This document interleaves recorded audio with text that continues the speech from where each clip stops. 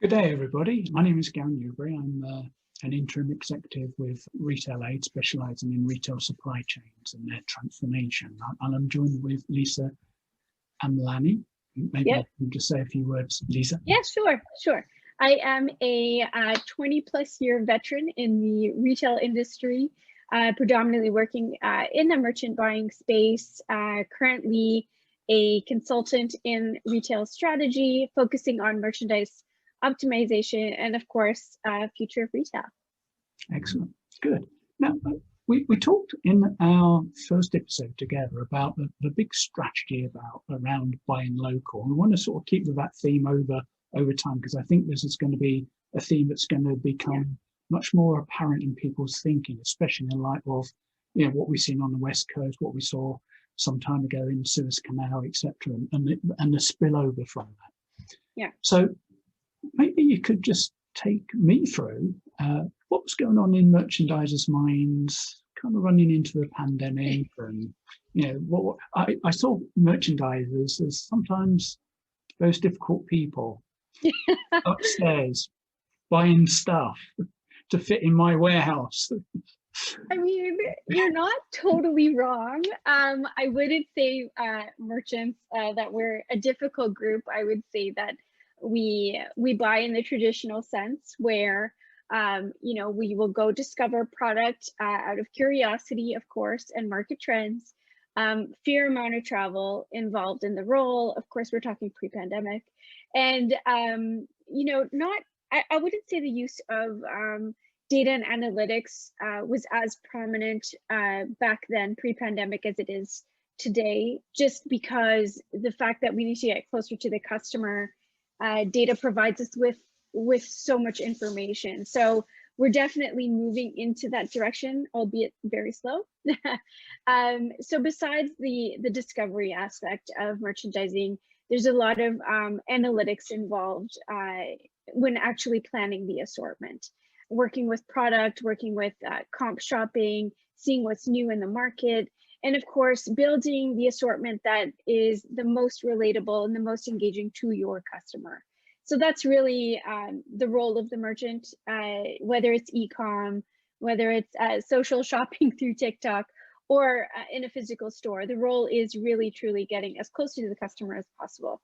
Yeah, so that's an interesting point, because there's a line of thought that if we can get close to our customer, we land a sale. We do, we beat the Jim Roy and all those other kind of statistics that we treasured. Yep. But in some cases, we take the view that we don't need to talk to a customer because we're special somehow. And if we were to talk to them, we'd be influenced by those consumers because we have been to some of these shows. Mm-hmm. We know what's best for them. And I'm sure that, in your career, you would have bumped into kind of merchandisers who, or merchants who perhaps were brought up on that way of thinking. And I wonder how they're making out during this time when the world has become fairly steady. At the end of the day, with a few innovations on fashion, for instance, fashion. But now we've gone through the disruption of the pandemic, the whole fabric of, what we knew to be true has now been broken up. And I wonder how those kind of guys are. Well, I think you bring up a great point. Many merchants, especially in high fashion and luxury, we always think of them, in this ivory tower that actually don't reach those customers on a personal level. But many of the merchants that I know that are truly successful, they will shop the shop floor. They will go through the process of purchasing something online to see the experience. And they will also talk to the customers, whether it's through chat on their e-com site or of course on the shop floor. And I think that really will set a buyer apart, whether they're in their ivory tower, not accepting change. And, we hate change, of course, as human beings, but as buyers, I think we really hate change, because as soon as you start to think about how predictive analytics and machine learning and AI is going to change your role, as many people, you think that as soon as technology enters the game, you're going to lose your job. but that in fact is not true. The job will just change. The nature of your role will just change. You'll become more closer to the customer, being really customer centric and customer focused when you are making those product choices. So I'm hoping that those people in the ivory tower are going to, come down a little bit and shop the shop floor. Yeah, and I think it's a big transition, isn't it? When I've been in lots of situations when you're looking at effectively merchandising kind of decision making, and Yes. often people look at where the system's pointing them towards the preparation of purchase order quantities. And they go, I know something different. So they intervene, and guess what? They're constantly intervening because they've now broken the natural algorithm of the system to generate this number. Yes. And now they're tinkering with the number, which then creates this ongoing need to do that. For people who have engaged in that kind of level of, I would say, guerrilla tactics, it's very hard for them to move from that to actually managing exceptions, to actually say the system's work. And if I need to do something important, it's to actually look at the algorithm that's generating the suggestions. Yeah. But apart from that, if I see something weird, I see a pattern of weirdness in some way, then I kind of go back to the algorithm rather than fiddle about, which then it's its way of thinking. Yeah, exactly. And I think what you'll find is a lot of traditional retailers that are set in their ways, they have these legacy systems. We'd love to talk about, how many legacy systems a retailer has. I think at Ralph Lauren, I think we had 11 at one point. And none of them talk to each other. So not only can you don't see visibility across inventory, across channels, but you actually cannot see sales that are true. I don't know how else to put it, but I'll give you an example. When I was a merchant with Ralph Lauren and EMEA, a lot of the customers that I had were like House of Fraser, John Lewis, stores across Scandinavia and the Baltics and in France. So I'm getting selling information and return information across all these retailers in all different ways. Where some customers would give me sales through EDI, others would literally write it on a piece of paper and fax it to me. And no joke, this was 3 years ago. So things haven't changed that much. Adding technology, even something as basic as a way to have visibility across channels of your sales. And of course, talking to a supply chain expert, visibility is so key because we want to see where are the goods. Yeah, because I think that this is where supply chain and merchandisers really join up. But so little attention is paid by the top leadership team to understand the absolute, the imperative of an omni-channel experience is making sure you know where your inventory is, regardless if it's in a truck somewhere, if it's on a shelf, it's in like the e-fulfillment house in an MFC or whatever it might be. But having absolute confidence that inventory balances is correct, because that then informs the merchandisers what has been a rate of sale, what should we be doing next, and it makes me somewhat cringe and laugh at the same time, because it's hard to keep a straight face when people go, "Yeah, we can do this with you with AI," and I said, "What in a retail context? Yeah, AI will sort all your problems out." I said, "Well, I tell you what, you could sort out this problem. It's been a perennial one. It's called stock accuracy. And just break it down even further. Shelf stock accuracy, if you get that nailed down, and I can tell you exactly how to nail that down, but I don't see much uptake in retail. It's typically RFID kind of investment. And the first argument is typically it's very expensive. No, it isn't.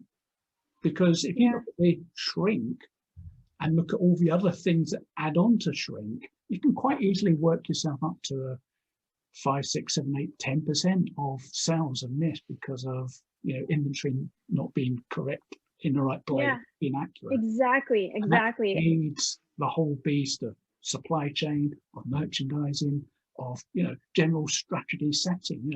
Where's our inventory? What promotion should we be running to kind of wash out the stuff that we don't really want to keep, or we've got a whole bundle coming in, we want to promote it, whatever it is. But until we get that accuracy at individual location level, it's challenging. I think you bring such a great point around RFID and of course blockchain. But you know, I think it was about 6 years ago when we were working with the John Lewis stores. They implemented RFID, which we were like, you're investing in RFID, but not in your EDI. But that's a whole other conversation. But that investment in RFID, it changed the way the sales teams had to manage inventory on the sales floor. That's just one perspective. Of course, running inventory through the DC was an incredible, not only challenge, but what an improvement. So on the shop floor, instead of having monthly inventory counts, they're able to see their inventory every day at the end of the day because they have RFID attached to all the product. So I think that there's, you know, as you say, loss prevention, I think that's such a big deal. Yeah. Yeah. In fact, you say at the end of the day, but it's actually in real time. Even better. Or sets are set up. And just, you know, at any time you can look at a screen, it should be being updated in real time because it's basically running a pass across an area and saying, I don't care where you've put it. You know, it'd be nice if it's on the right shelf, but you know, customers come in, they move things around, they have a different order. I'm not going to run all the way back up that aisle and put it back there. I'm going to put it there.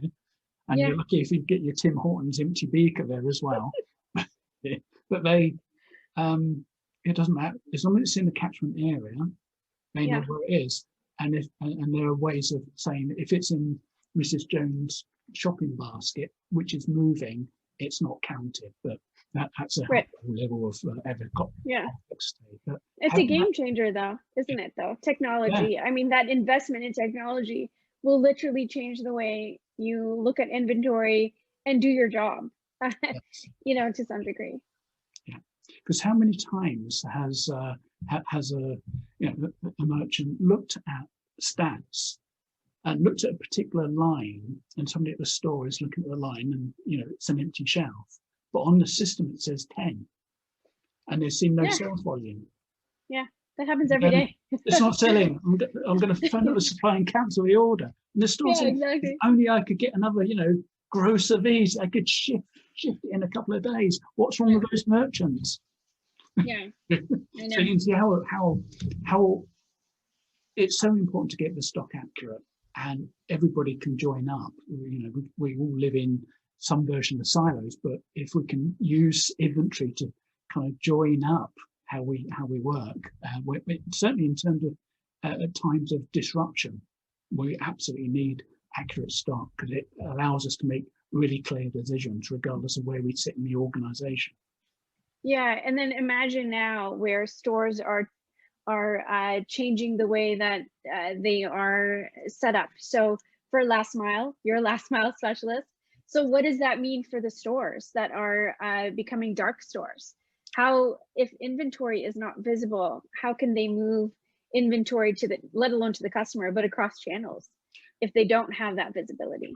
Well, if you imagine, I mean, a dark store is probably an isolated case where you kind of have just one or two people in it, and let's assume it's automated. So it goes in, as long as it gets checked properly as it goes in and gets inducted into the system, it sits in the system. You can't actually get into it very easily as you a maintenance going, you turn the whole thing off, and it comes out accurately, and then it could go into thing.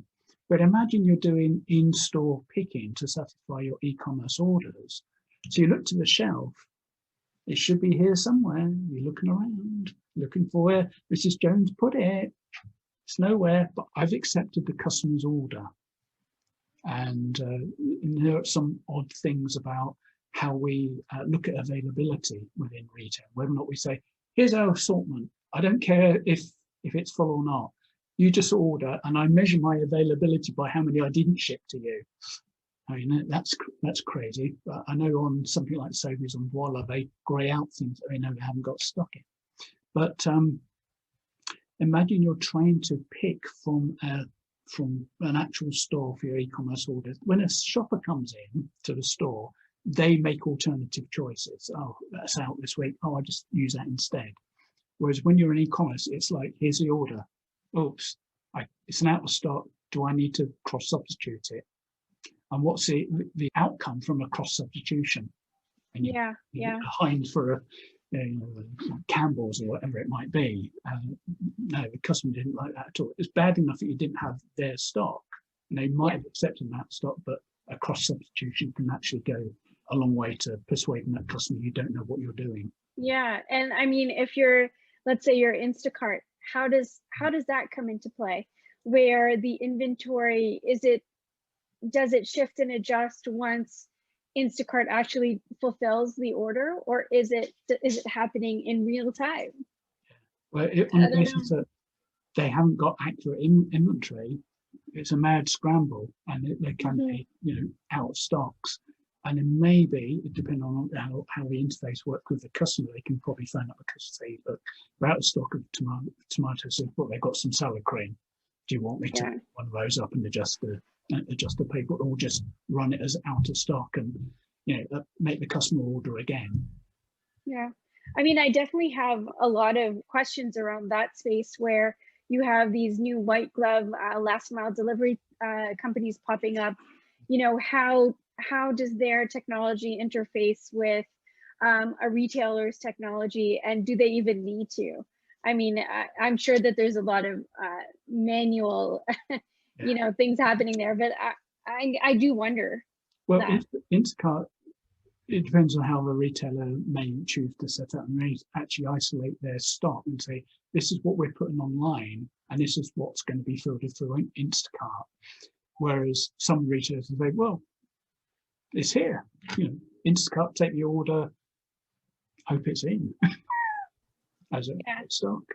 So I think there's a sort of a series of unfortunate incidences that make the whole transition from the customer comes in, makes their own cross substitution choices, or doesn't shop there and go somewhere else, versus when we have either do it ourselves or have a third party involved. There are issues with not having accurate stock and pushing it out to the web, so the customer can say, oh, I have one of those, and there has to be a device that takes those physically off the shelf if it's being picked in store, as opposed to behind the store, like a micro fulfillment center, where it can actually have its own stock, so the customer's looking at that stock, not at a retail floor stock. Yeah. And what's interesting is, when we were talking about cost models, how does the impact of these new delivery methodologies, how does that impact the cost of the product to the merchant? And how is all that kind of rolled into the bottom line? Because it's obviously impacting the profitability. And there's only so many white glove deliveries or Instacarts that you're willing to kind of bring on board, because it is kind of eating away at your bottom line. And maybe that investment could be put into maybe an in-house last mile delivery opportunity. I think some really interesting stuff to unpack there. Maybe it's for addition, but I just give a quick sort of high level view on this, and that is, here's a headline: e-commerce doesn't pay unless you know exactly what you're doing. And I've just put that in some context. Somebody described it as a case chucking supply chain. It's the case driven supply chain, which most retailers had for decades. So big CPG manufacturer will make up pallet loads. The merchandiser, the buyer, will organize it in truckloads, compresses the cost, brings it into a big DC, gets put on the shelf, gets pulled down to be picked, gets picked into maybe cases, layers, or the pallet gets picked, put on another big truck, goes to the store. That is a case-driven supply chain. But when we go into singles, imagine every item in that case gets opened and individually gets picked and delivered to somewhere. It could be to the shop front and click and collect, or it could be taken to a point of convenience, which would typically be a porch or across the threshold in a home. That is a complete and utter different kind of scenario of cost. For the case chucking supply chain, I love that term. I haven't bumped into it for great. A week or two ago. It's case chucking. It conjures up a picture of these guys in the warehouse just chucking cases around. Mayhem prevails. But if we think about it, we've been case chucking or managing that supply chain for decades. And I can walk into most warehouses and say, you need to do this, you need to do that, that needs to change around. How often do you do this? How often do you do that? Right, okay, you've got some problems there. And we expect the same people who have been looking at this for decades to actually turn their attention to singles picking, which is a completely different concept, and go, let's be really good at that in 6 months. Oh, by the way, we're flat out because we're in a pandemic. Let's have some fun here. Yeah. And at some point, it's very predictable. The CFO come running down the corridor to a chief executive or the supply chain guy who heads up and said, you're overspending. You do bring up a good point that e-commerce costs a lot of money, especially if you're a physical bricks and mortar store and you've implemented e-com after you implemented your physical store and the way that your DC is set up. Yeah. So, you know, when I was with Ralph Lauren and Monaco, actually, we set up e-com after physical was already set up. Yeah. And because we used a third party, like an NLS, a 3PL, we were able to use their learnings to set it up. But of course, they did a lot of the legwork with our in-house supply chain teams. But to be honest, none of the systems talked to each other. So it was actually, you know, quite the show. I won't use that other word, but it was chaos, complete chaos. And the fact that e-commerce to set up costs a lot more. And if you're not a digitally native brand like a Warby Parker or a Glossier or whatever the case is, it's going to be challenging. Look at Primark. They were fine with losing money, a lot of money, millions and millions of pounds.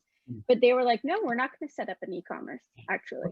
And we prefer for you to wait 3 months until we open up, and then you can line up outside the store for hours. It's an incredibly bold move when most of their compatriots, I wouldn't say necessarily their compatriots, all right, we need to do this. Let's how you've described it as a bolt-on, not an integration.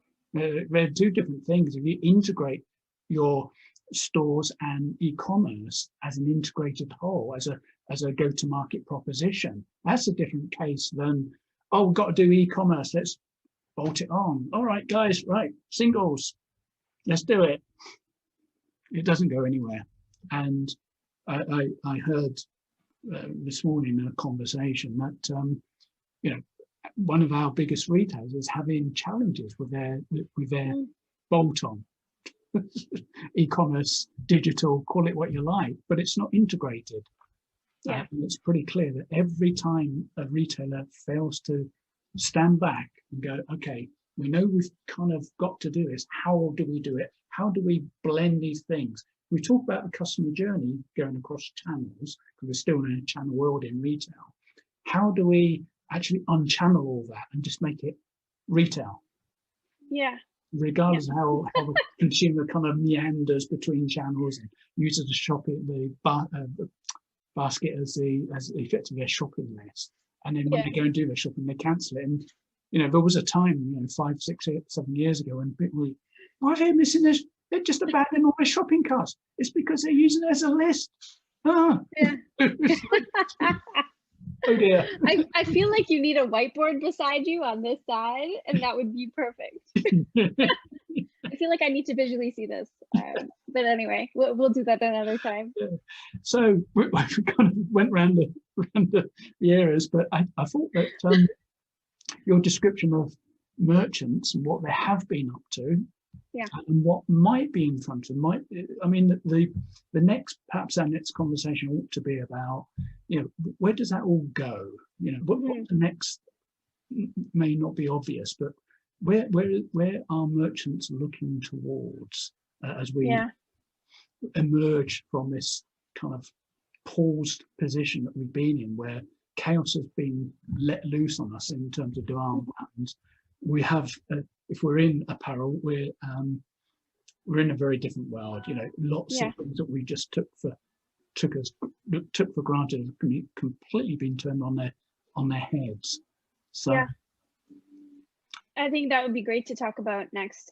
What does the future really hold for merchants? And even if merchants are willing and able to use data analytics, AI, machine learning, all the great stuff, if your leadership teams don't actually enable the technology for you to use to make you better buyers, you're kind of stuck, you know?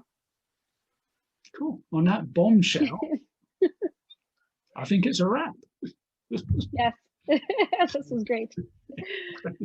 So thanks, Liza. My pleasure, always. And we'll continue our conversation in a couple of weeks. Definitely. Thanks, Gary. Next time you better bring a whiteboard. Okay. We hope you enjoyed the conversation. Hit the like button and leave your comments. Connect with us on LinkedIn to get the heads up on future episodes of The Retail Code.